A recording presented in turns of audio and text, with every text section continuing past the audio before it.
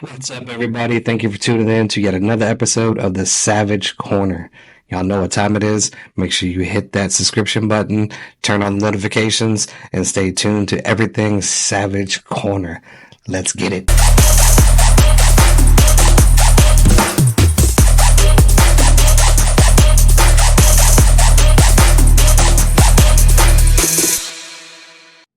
What's up, everybody? Thank you for tuning in again to the Savage Corner. Of course, I am your host, Wesley, and I am accompanied with my other host, Hey, hey. Summer Dean. And then, of course, we have a special guest here today. It is Michael Hageman. Hopefully, I got that correct again, even though I tried this 6 times. Did I Yeah, get it you're right? good, man. How's it going, everybody? It's German, correct? So I probably am going to murder it, right?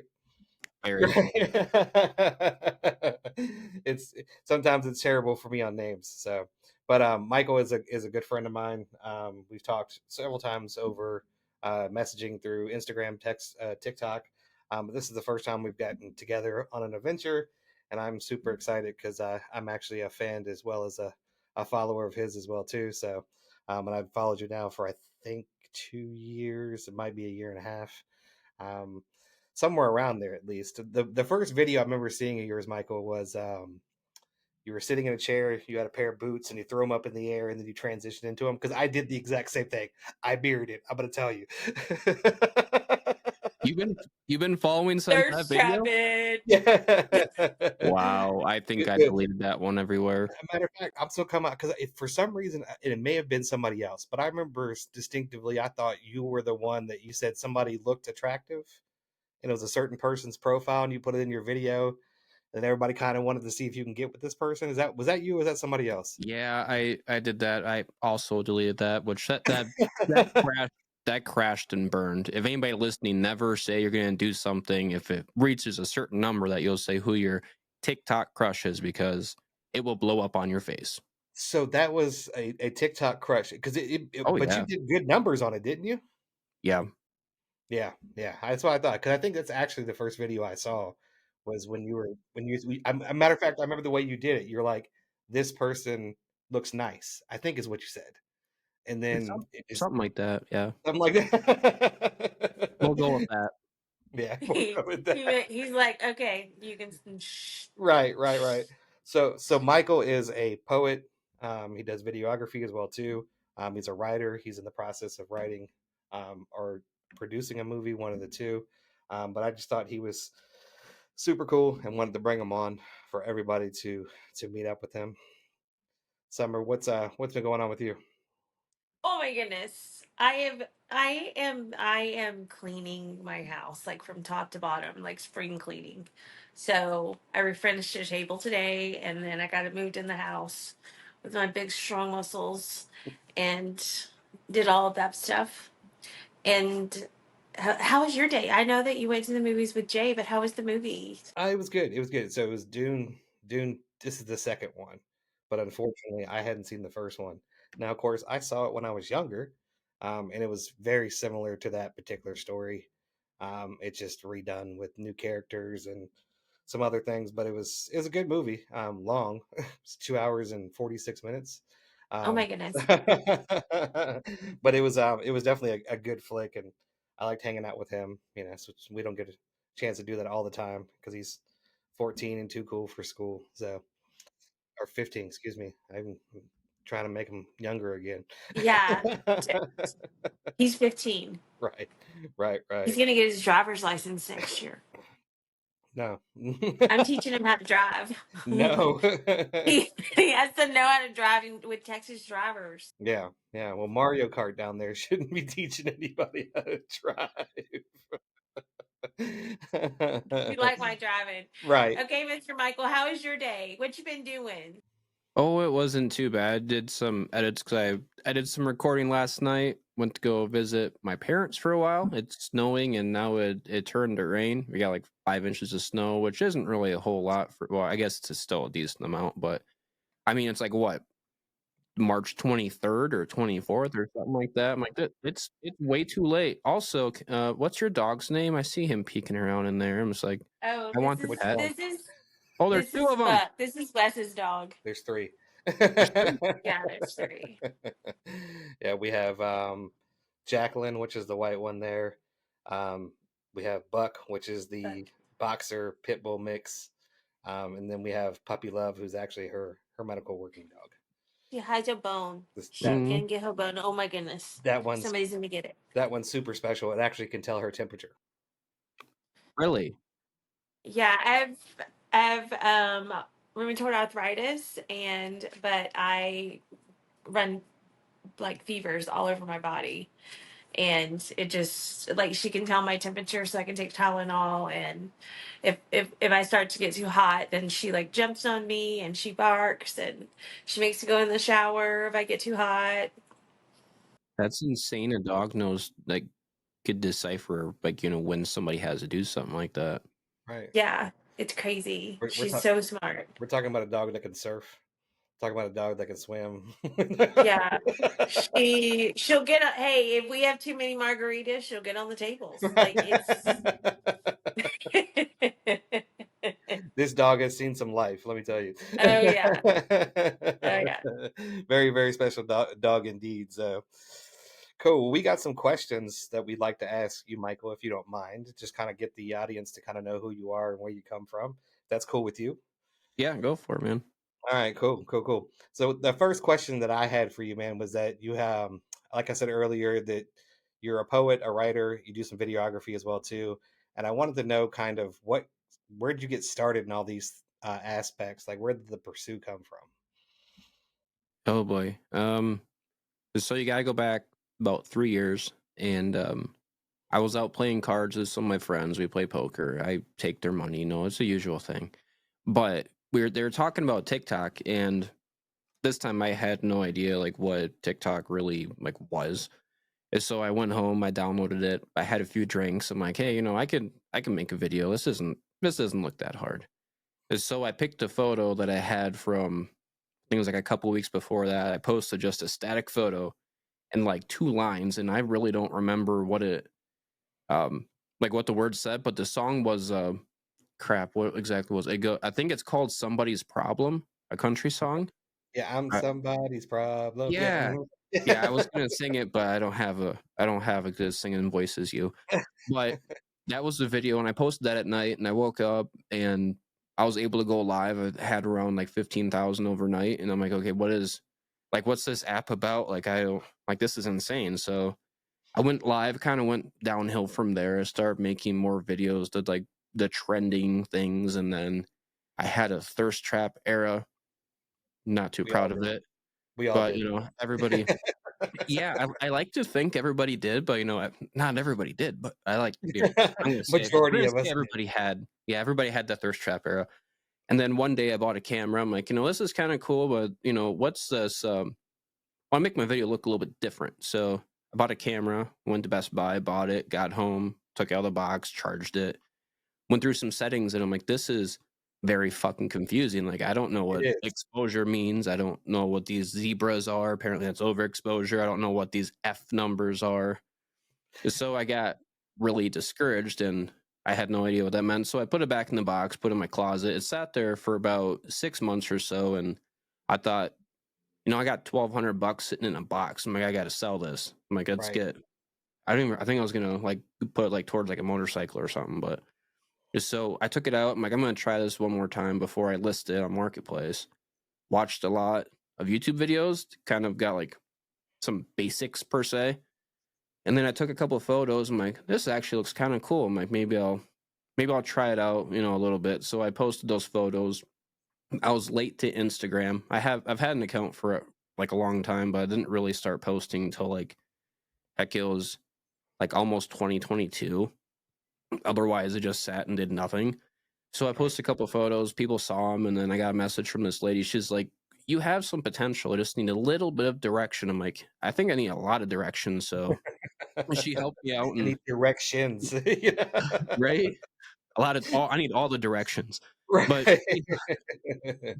right, she helped me out over Instagram messages and kind of just got me like the basics of like, this is how you frame for this. This is the rule of thirds, and I'm like, okay, cool. Then she taught me some more like higher level edits and like Photoshop and all that. She's only a couple hours away. Shout out to Danny if you're listening to this. You're awesome. And Thanks, that Tammy. Yeah. right. And so that kind of spilled over a little bit to video, and I did just random videos, and then I'm like, oh, I'll try talking. I'll try to talk in some videos. So I did that a little bit. I was saying like other people's quotes, and I remember she messaged me. She's like, "Remember, we're authentic now, Mikey." She calls me Mikey. "We're authentic now, Mikey. Write your own shit." I'm like, "Okay." I used to do that. I did up until I was like 15, 16. I did it for a little while. So I started to write, as she said, writing my own shit. So I wrote my own stuff. Bought a couple microphones. My first one was like a $5 mic from Walmart. Fucking horrible. Like Right. way worse. It was pretty bad. Like think probably like Nokia, like 20-year-old audio. Like it was really horrible. Yeah. But I did that and I did some voiceovers, and then I had this lady contact me by the name of Tara Strong, if you know who that is.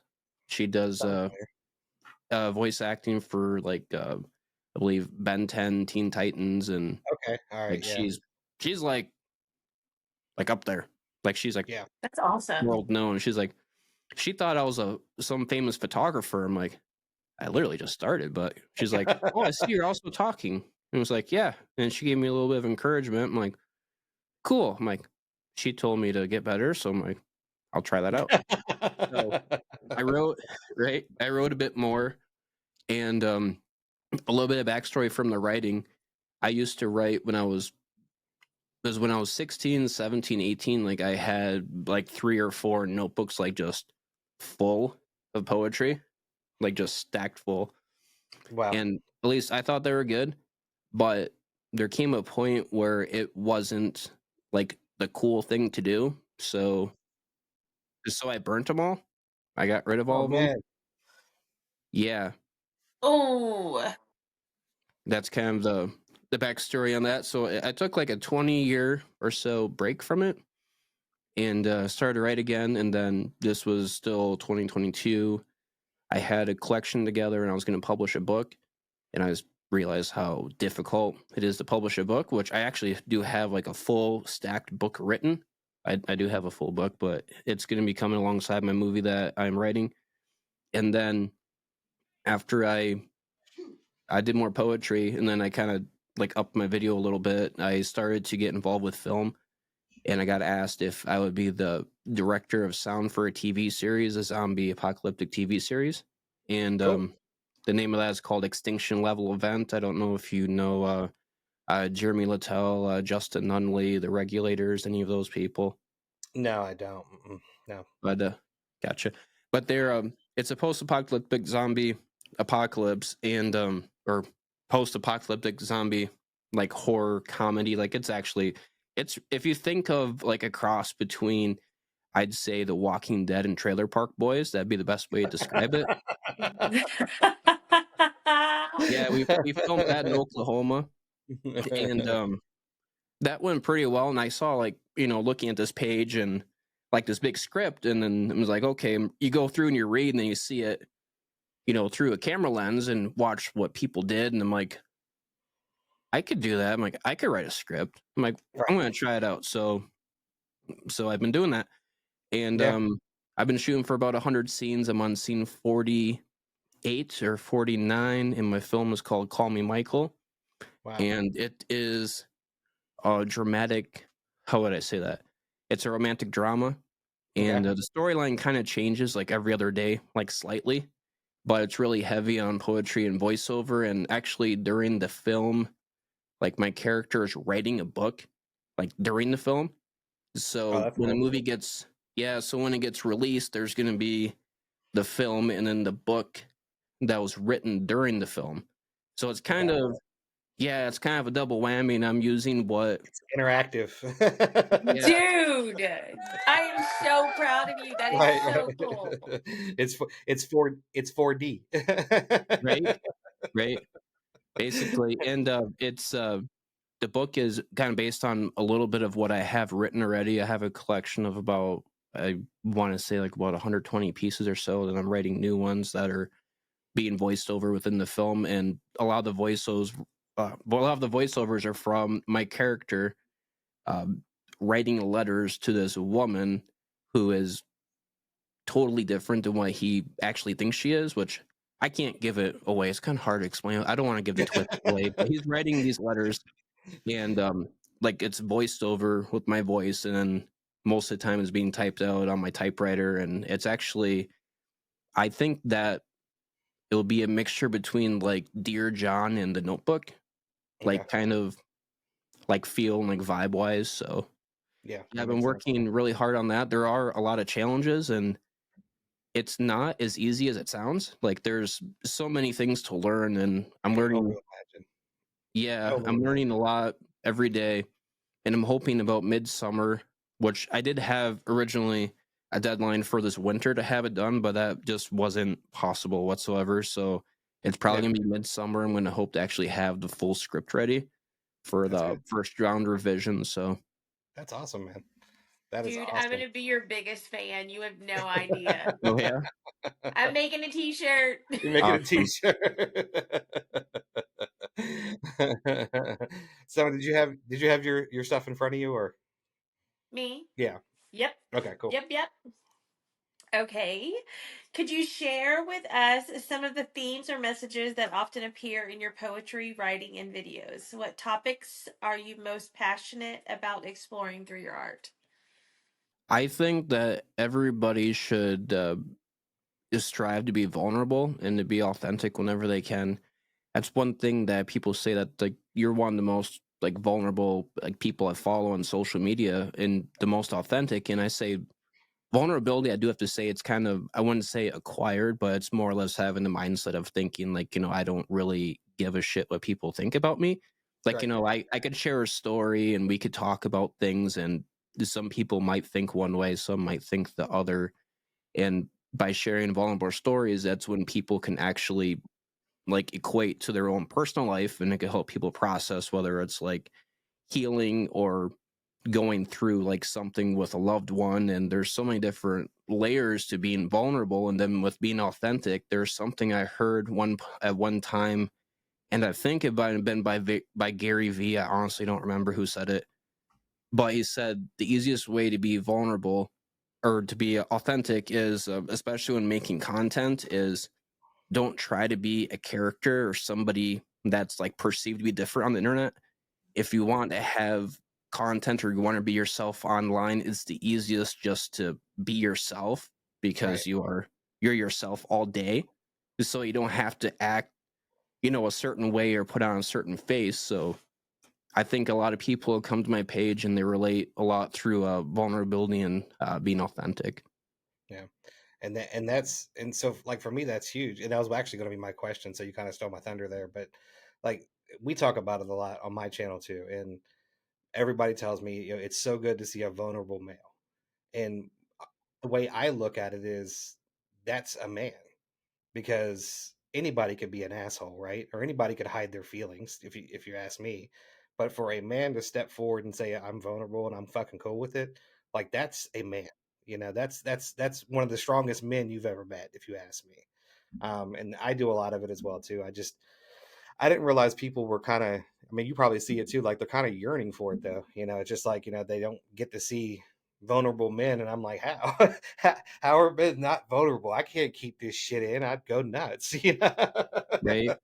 And one thing I found too is that people that yearn for it, like you usually don't know because they're quiet about it. I know some of the videos where I had some, where I did some spoken word poetry, or I said some, I forget exactly what it was, but it was a very vulnerable moment. And there was a lot of, I don't remember how many, like tens of thousands of likes on it and like all these shares. And then I looked at the statistics and it was almost 90% men, but the people that were commenting were women. So I Right. think a lot of people relate in silence. So it's kind of hard to gauge how many people actually, need the content that, I'm putting out, or like really similar to to what you're putting out. It's really hard to gauge that because there's so many people that are, I wouldn't say silent fans, but they silently consume it and they relate with it, but they don't want to make it publicly known. Right. Yeah. But Summer and I were just talking about it the other night. It's like I'm just now starting to get a lot of men that come in my DM, and they're saying thank you. Like you're giving me a Awesome. voice. You're giving me a place. I feel like you. I'm just afraid to say it in public, because I do.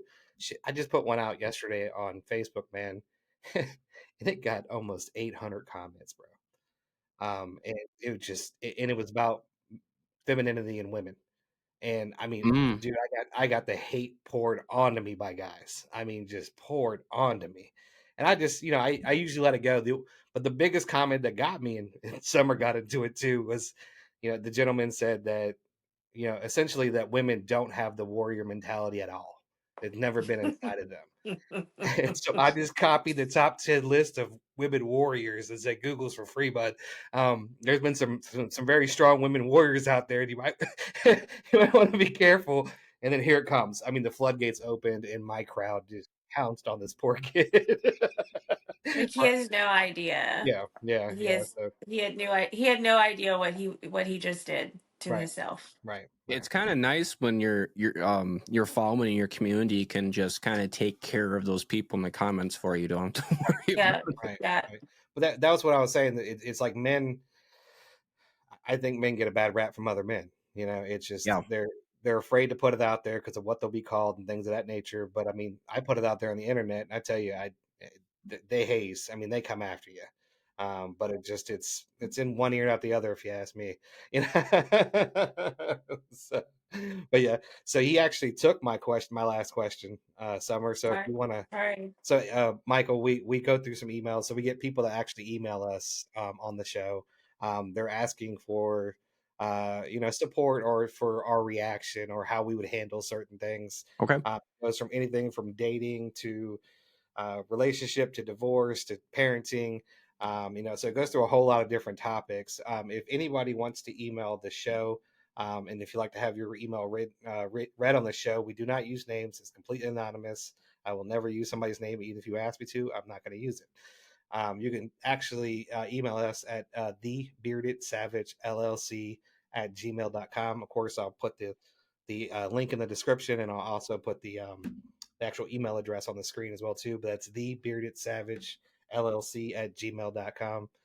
Hey, Michael, what's your podcast? So you can why Oh don't you yeah, yeah, holler yeah. that out Plug real that real quick. fast? Yeah, plug that. Oh yeah, I didn't want to try to steal anything out there, No, but no, no. Plug it, please, Just please, just please. plug, yeah, do it all. You do it. yeah. My podcast is named Allocated with Michael Hageman. I'm on I just recorded episode 18 last night. I try to stay consistent on it, but life happens, and I changed it up a little bit. I recorded with a guest last night, but the majority of my shows going forward are related around uh, mental health topics, I guess I could like per se. And I switched a little bit to it's through the expression of spoken word poetry. And like my actually one I was gonna record after this, well, depending on the time. This But is our life. This is what we do. yeah, I had a topic of narcissism, and I wrote spoken word poetry about narcissism. And I go through, like, I start in the beginning saying like what narcissism means to me, and then I go through some like keywords or topics in like to just like the process I go through. And Yeah, then after the keywords and topics, and I present what I write. And after what I write, I go through each verse and kind of explain why I chose the words that way or why I did this over that. And then I present it a second time, and then I go into a closing. They're shorter, really shorter episodes, but the first time I did it 2 weeks ago, it has been played almost 800,000 times. nice, So nice. Yeah. yeah. I will definitely take I will link your podcast in my description. Oh, cool. Thanks, From man. what I'm understanding, that actually helps the algorithm. So I have no problem putting yours in my description, even if it didn't help my algorithm, to see if that could help you out a little bit. So yeah, the Thank link you. for his podcast will be in my I'm so description as well proud. too. So all right, so now we go into the fun part. So some of these can get a little juicy, Michael. Just to let you. Okay. And I try not to read them. Wes kind of tells me that, but I try not to read them because my reactions to them sometimes are pretty awesome. So here we go. Are y'all ready for this? We are, we are. Okay. I'm feeling a bit perplexed about my experiences in the dating world, and I could use some guidance. You see, I've been actively dating for about 2 years now, and it's quite the roller coaster ride. I've encountered some genuinely nice guys, but unfortunately, none of them seem to quite measure up to what I'm looking for in a partner. I've always had a certain expectation when it comes to dating, expectations that I believe are reasonable and attainable. For instance, I've always imagined myself with someone who is driven, successful, and shares my passion for life. And yes, I admit I also had a preference for a taller man, envisioning a partner who stands at least 6 feet tall, even though I'm only 5'2".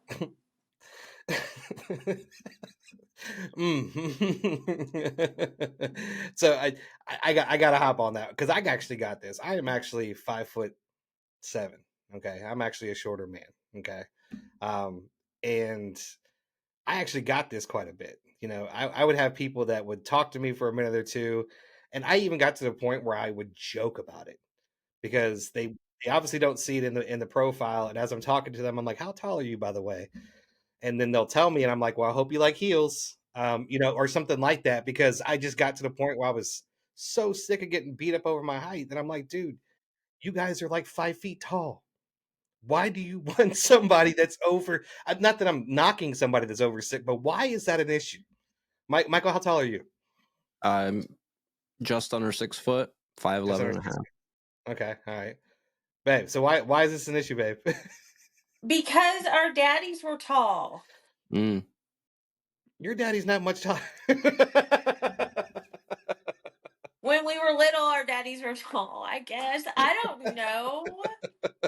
Hey, hold on just a minute. Girl, your standards should be that he is not verbally abusive to you. He's not a narcissist. Like, you need to get your freaking standards right because that having I would have never guessed my person even looked like Wes. Like, or even thought like him. I didn't know who my person was. Wes is a beautiful man, though. Oh, He is a beautiful man, Michael, and calm down. he's mine. He's blushing. But She will cut you through camera. You better watch yourself. But but like you're like that's a ridiculous standard. Like, okay, I understand as a woman and you're 5'2", you don't want a guy that's 4'11".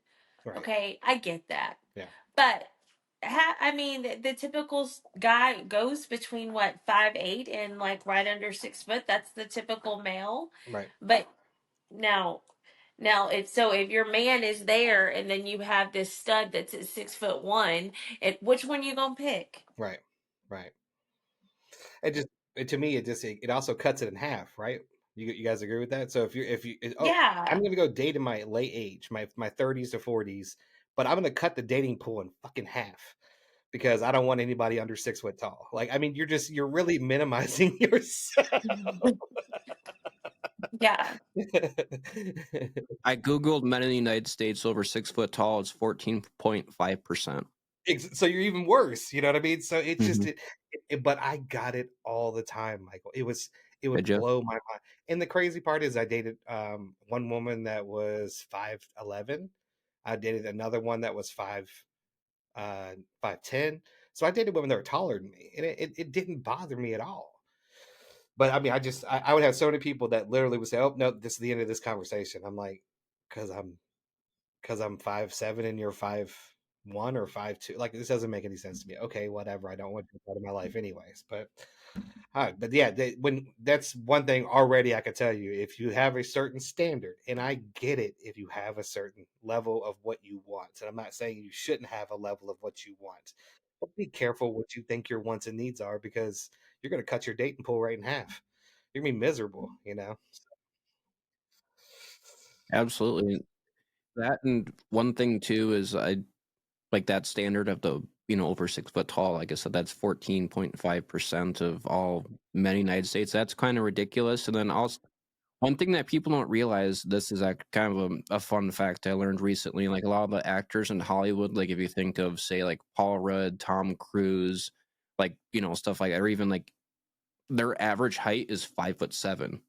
Right. Like those guys, My like height. they idolize them until they see them like a taller woman, and you're like, that guy is short. Like no one that's not like really It's short, but I don't see average. why people place so much weight on somebody that off of a physical attribute, such as height. Yeah. I mean, Right. it's like what Summer said, are they a narcissist? Are they abusive? Like, Right. do they know the value of respect? Are they truthful? Like, do they lie to people? Like, are they a shitty fucking human? I Right. don't care about your damn height. I want to know if you're an asshole, you know? the All only the fucking the only way. time I could understand the height thing is if you're a tall person to begin with. Then I get that you'd want somebody relatively around your height. If you're a 6 foot woman, Yeah, but that's for the 14. That's the 14% of guys. Like, if you're a tall woman, that's for the 14% yeah, of yeah. But men. that's what I'm saying. If it's a tall woman and she wants a tall man, like I get that part, but I can't get it when they're 5 foot tall, 5'2", and that's what I normally notice is that they were super short, but they Hmm. wanted a super tall man, and I'm like, that doesn't make any sense. But Yeah, women over 6 foot's at 1%. wow. Okay.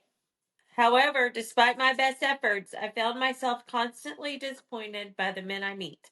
It's not that I think my standards are too high.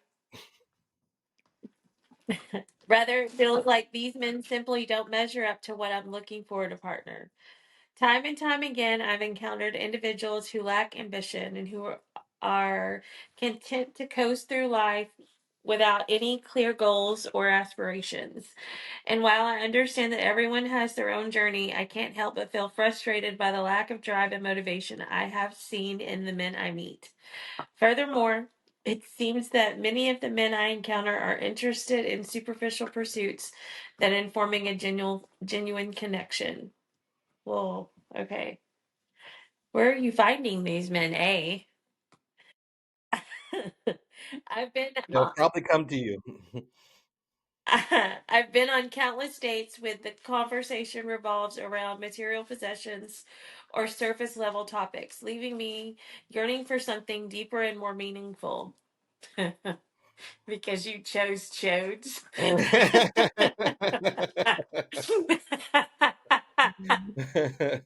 Hold on. I'm sorry, girl. I'm really sorry. I can't wonder if they're contributing to the lack of quality matches I'm finding. I want to emphasize that I'm not looking for perfection. I know that nobody is perfect, myself included, but I do believe that there's a certain quality and traits that are important in a partner. Qualities like ambition, kindness, and a sense of humor. So, with all that in mind, I find myself wondering, am I being too selective? Yes. Yeah, I Am think I that expecting sounds too a much little from bit. men I meet? Absolutely, you're expecting too much from men you meet. And, or am I simply not meeting the right ones? Yeah, All of the above. yeah. Like, hold on. Like when you say you're dating, are we going on a dating app and trying to find men that way? Because that's just fish bait. Yeah. Like you need to, if you're gonna go find men that you need to do stuff that makes you happy, so you're like minded and don't be so superficial. Right. Right. Well, some of it's not superficial. Like she said that she wants a guy to be nice and she wants a guy to be the conversation. I can get conversation. I've had some real dull. It's funny because like from what I remember when I was dating, women would get all over guys and the way they initiate or engage the conversation. The first thing you say to the person, how do that meant so much. The first thing you said was, and it was a big deal, right? Yeah, But when I went on Bumble, which the woman has to engage the conversation on Bumble, um, they were terrible. I literally got hi. That's how you open up the conversation. Nothing behind it, just hi. And I'm just like, this is really really hard. So it really is a cycle in both directions. So I saw women that were huge and terrible at communication, and of course I know guys that are huge and terrible at communication as well too. But I can understand that part. I mean, having a superficial conversation with somebody does get annoying as shit. But again, Michael, I'm probably sure you agree. What is superficial though, right? It's up to the eyes of the Right. beholder. So, but I would hate to sit there and go round and round with somebody over something that it was just stupid. It was just dumb. I want to hear Michael's, but then I also have one more thing to say about it. Go ahead, Michael. I want to hear what you have to say. Yeah, that so her expectations, first off, with the whole 6 foot thing, it's I did the quick Google 14.5%, which yeah, that's really cutting the field, but everybody has their I understand, everybody has their preference or like, their type per se. But then she went on, to explain what else she wants about not finding somebody that has like the same values or what she likes. I think it's more of a matter of finding she hasn't found somebody that doesn't share the same values or doesn't have a shared interest. And with the interest that they have, that she isn't willing to be like a champion of their interest or encouragement with what they want to do, because you can look for what you want and find it and still be miserable, or you can find somebody completely opposite, that contrast, and you can be happy with the rest of your life. I'm not saying like you shouldn't like drop your standards by any means whatsoever, but I mean, you're not gonna be nobody's gonna check all these boxes like instantaneously. Like I think she just maybe just haven't found the person that has the shared interest, or hasn't found me that's maybe worth the effort. Right. Right. I would even go as far as saying like take all of what you but take all your quote unquote standards, your morals, and then prioritize them. Right. Because she said it, she's not looking for perfection that doesn't exist. So prioritize them. Which ones means the most to you? Which ones means the least to you? Because if you're going to take all of them as a number one priority, you're never going to find anybody. You are looking for perfection at that point. You know. What were you going to say, Summer? Um, I, I just from my short-term dating stuff that I did, I had a list.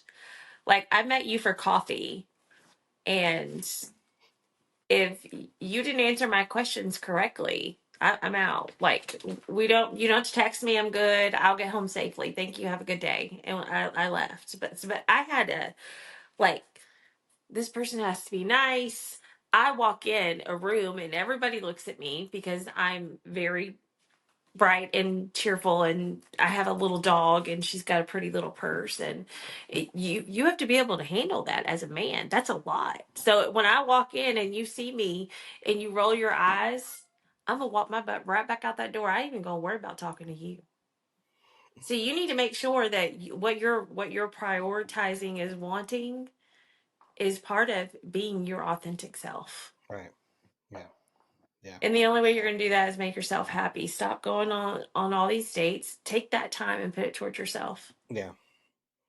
No, Boom, boom. I That's all I got. absolutely agree. Okay. Was You that it? ready for Was that it for that email? yeah, That was an easy one. I know. Hey, we said we were going to keep it easy. Yeah. We ain't got no drama in this one. No drama. Mm, mm, mm. Um, hold on. Okay. This one's kind of long too. Are y'all ready for this?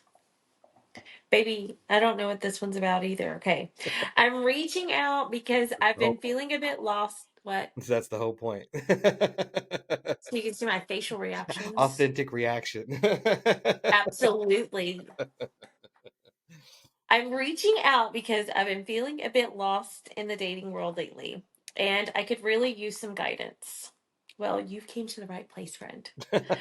You see, I've been navigating the dating pool for a few years now, and it seems like I keep running into the same roadblocks. Despite my best efforts, I find myself getting ghosted or relegated to the dreaded friend zone time and time again. I'm gonna take this as a guy, right? Did I miss that Oh, part? it is. It is. Oh, you want to say anything about the friend zone, guys? I don't mind saying it. Like you put yourself there. You allow it. It's and I did it too. Especially because I was a softer. I don't hate using that word. I was a softer male for a long time. I didn't understand the things that I know now, but I was the reason why I was there because it's simple. You just have a simple conversation. It's not a healthy place for a guy to begin with. No. If you really really like this person, and why would you want to sit there and watch them go through life with other people? it's not healthy, So I got to the point where the first time that I stood up and said something, I was like, wow, that was actually super easy, and I ended up getting with the girl.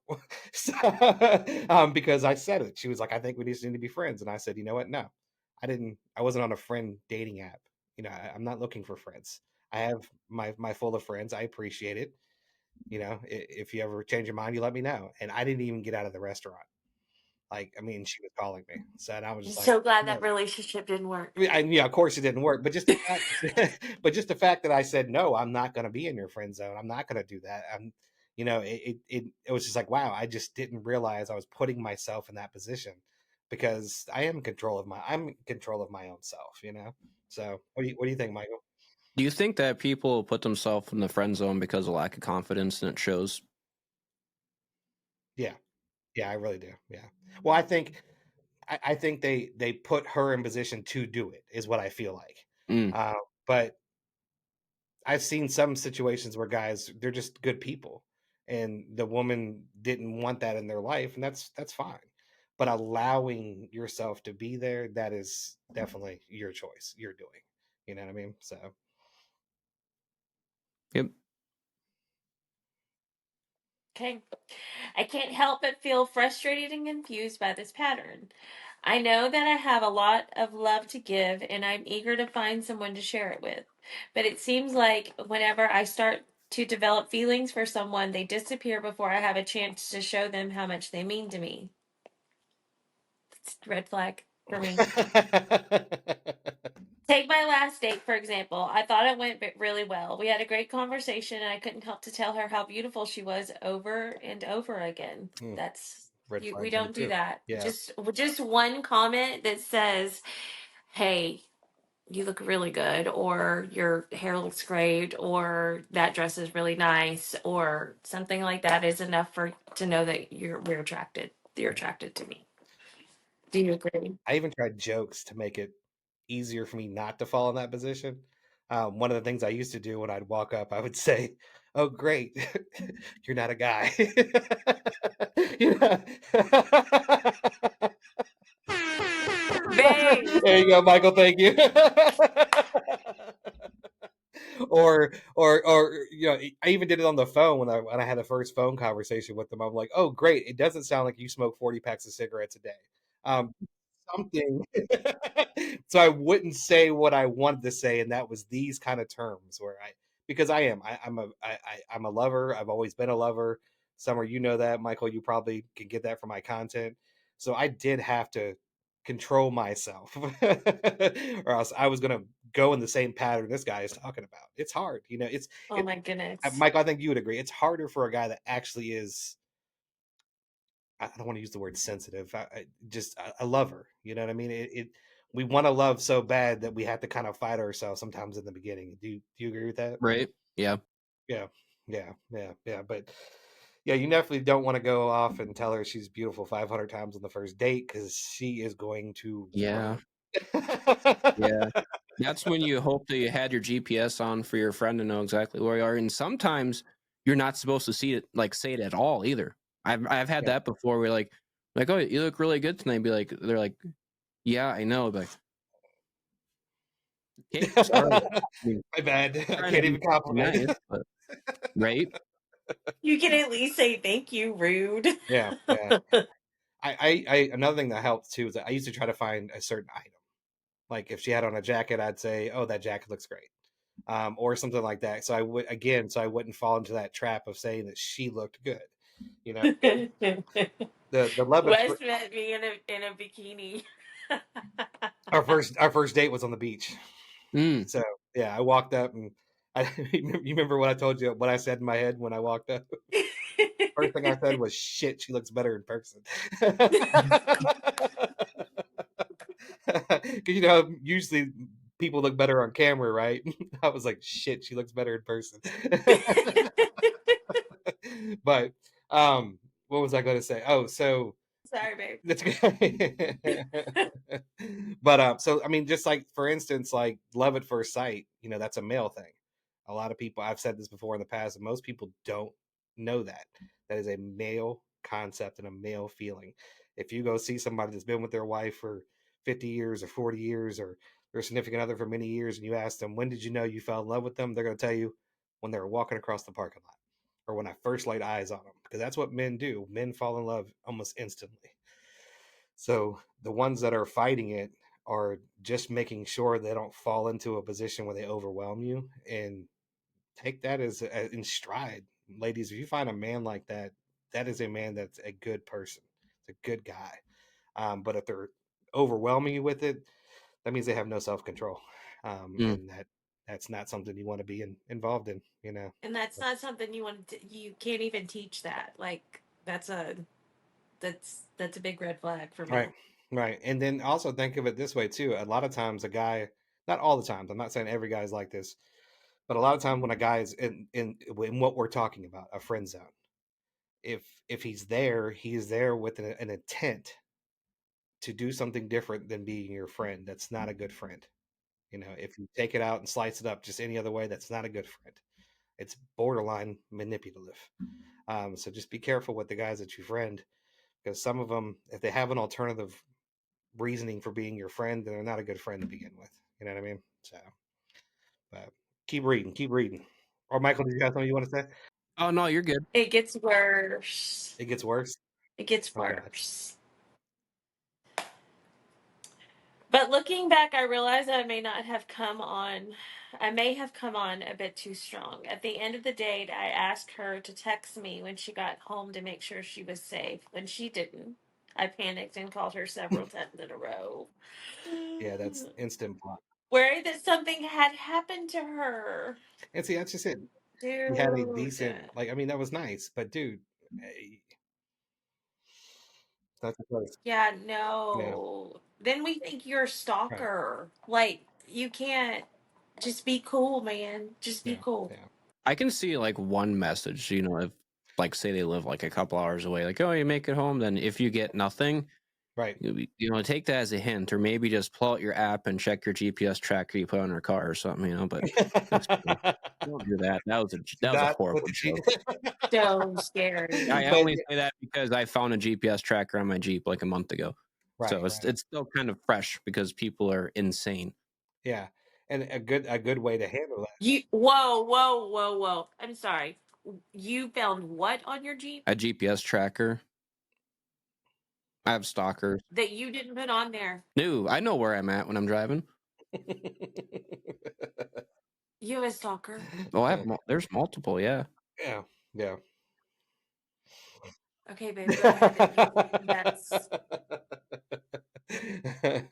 What I was gonna say was, um, when if you find yourself wanting to reach out to them in that situation, you want to know if they made it home okay.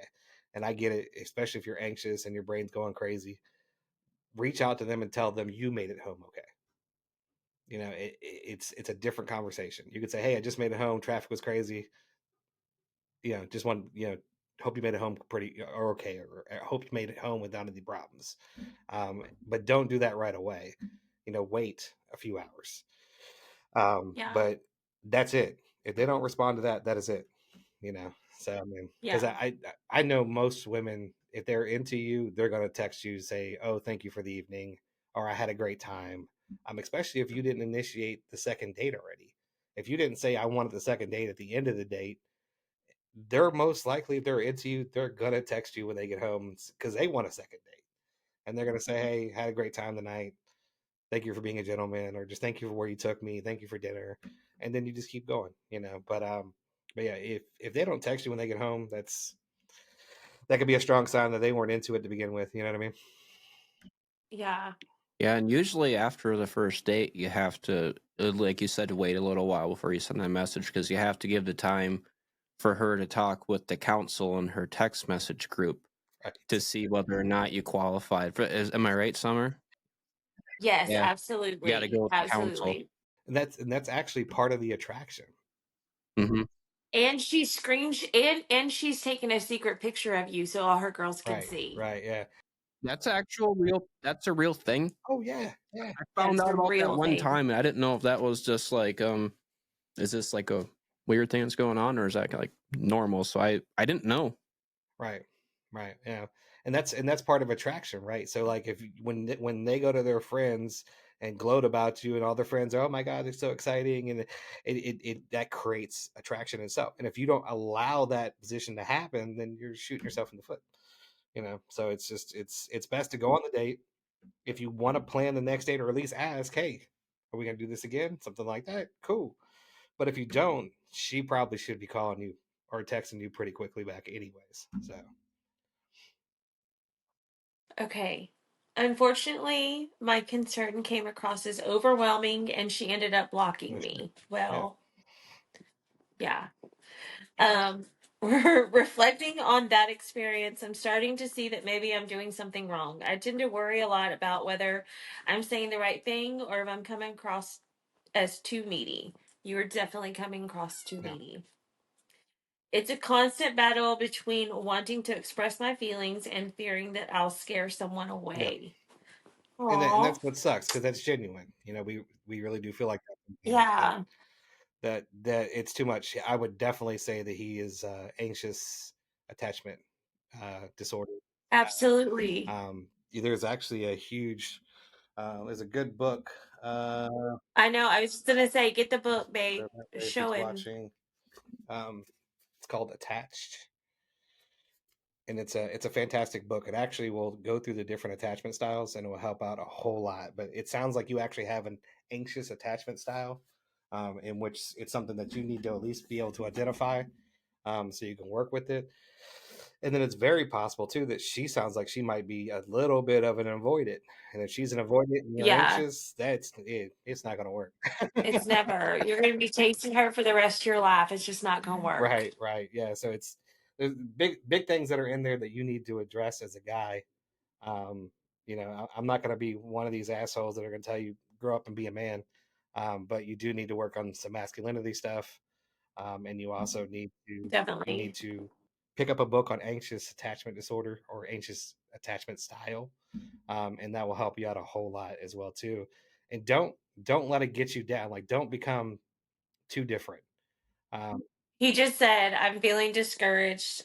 Can I just finish? Because there's just a few more. It yeah, says, I guess what I'm trying to say is that I'm feeling a bit lost and discouraged right now. I know that I have a lot of love to offer, but I'm not sure how to make it clear to people I meet without scaring them off. yeah, because you're trying too hard to be a knight in shining armor.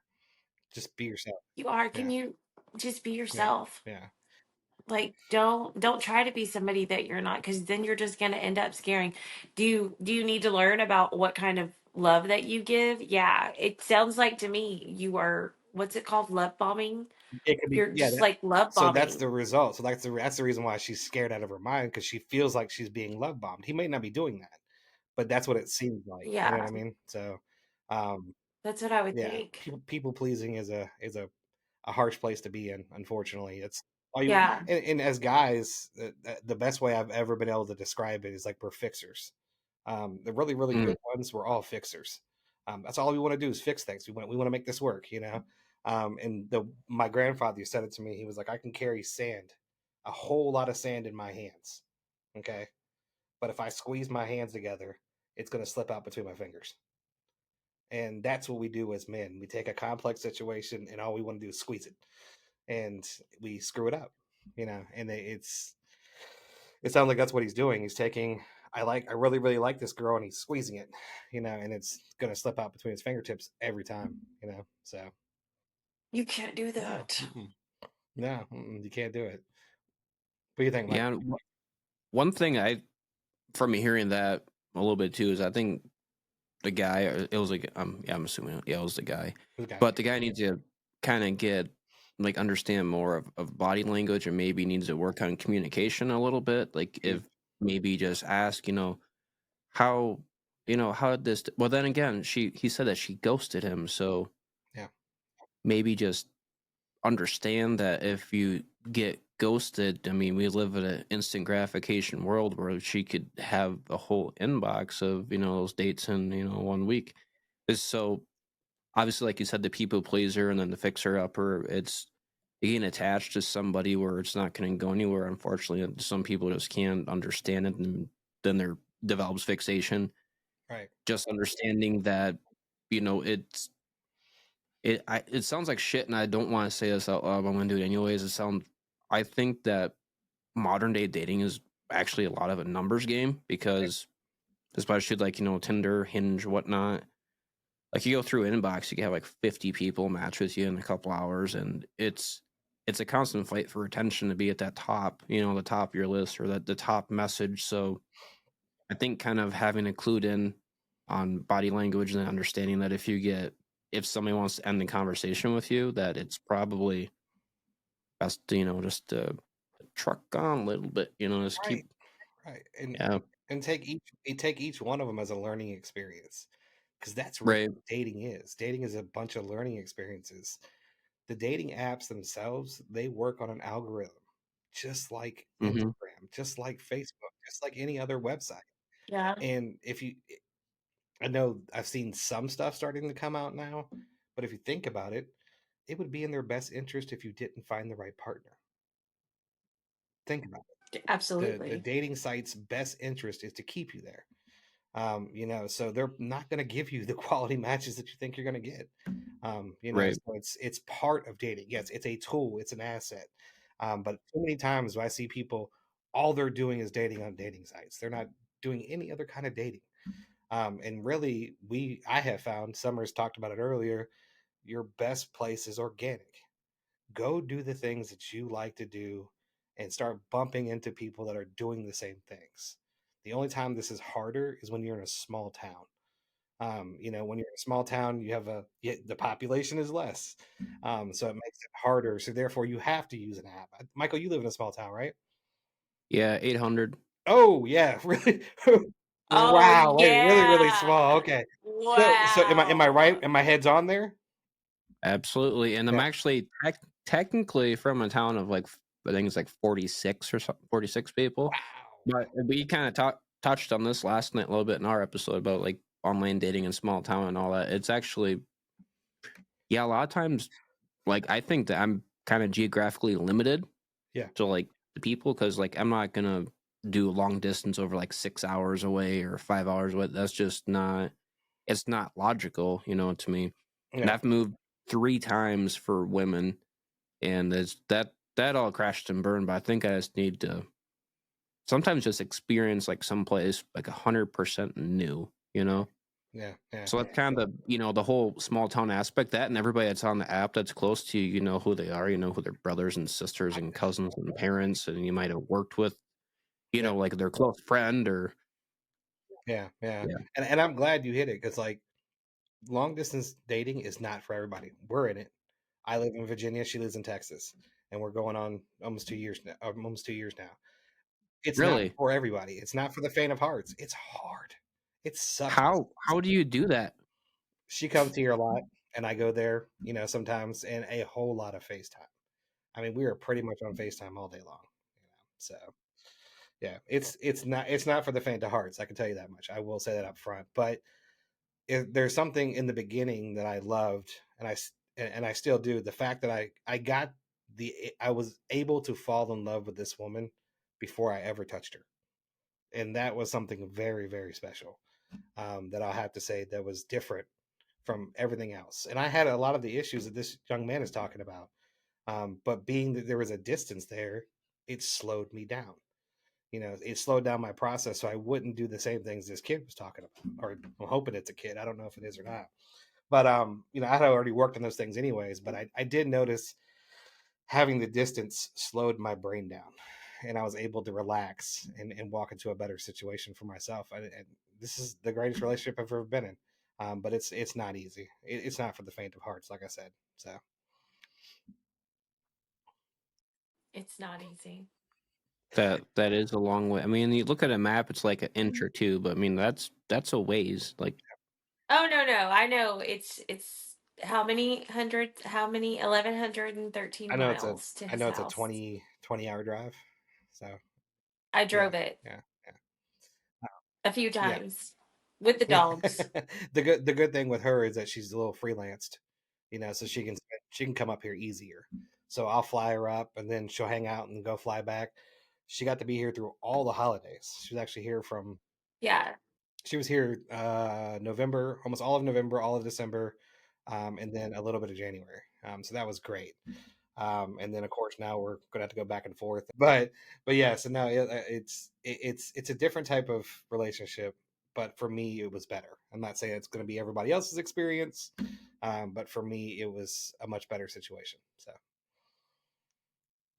That's awesome. yeah. I'm glad. I like it.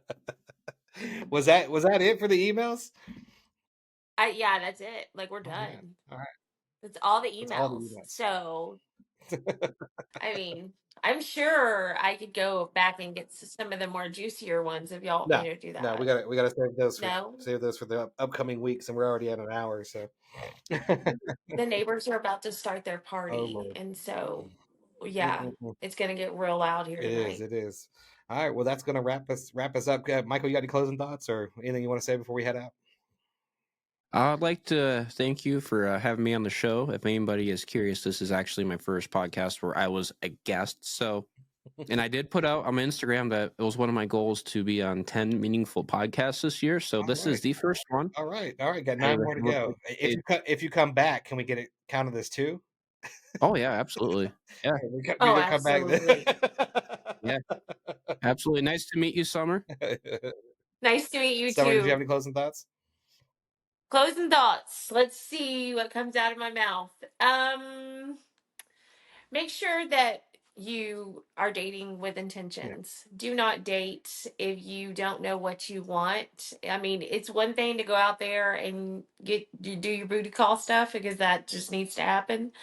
But after that, make sure that you're separating and not bringing that because guys don't want to talk to you or girls don't want to talk to you back as negative thoughts. Make sure that you keep those thoughts positive and refreshing, and don't like cloud your mind, and remember that not everybody's for you. It's a good thing if they don't like you because then you just know it's faster. I mean, it's really hard to accept those kind of things, but just remember we all go through yeah. this being No, single. no, I love it, and I just love what you said. It's on my add on to it. Dating with intention. Like if you're not doing it, then get out of it. If you don't have an intention in what you're doing, then why the hell are you even doing it? You should have an intention with everything that you do in your life. And if Yeah. if finding and this is crazy, right, Michael? So we're trying to find the person for the rest of our life, but we're gonna go into it without an intent. It just sounds Hmm, crazy to me, you know. So right. right. So date with intention, guys. It's a much better situation for you. Most likely, if you will just do the things that you love to do, that person will bump into you. That's the way it's been for most of the people that I've ever talked to. They dated and dated and dated, and as soon as they gave up, here comes the person. It happened to me as well too with her. So if I can give any advice, I would just say if you're having a hard time dating, stop dating. Do what you want to do for a few months, or do what you want to do for 6 months, and you probably will just accidentally just bump into the person. So the hopeless romantic in me wants to say that. So, but you guys, we will see you next week on the Savage Corner. Of course, that would be next Wednesday. Email I'll put in the description. Your podcast, Mike, I'm gonna put in the description. And of course, if you guys need or want anything, you know where to find us. Until then, stay savage. Peace, love, and light. You do deuces. Y'all are the loudest dogs.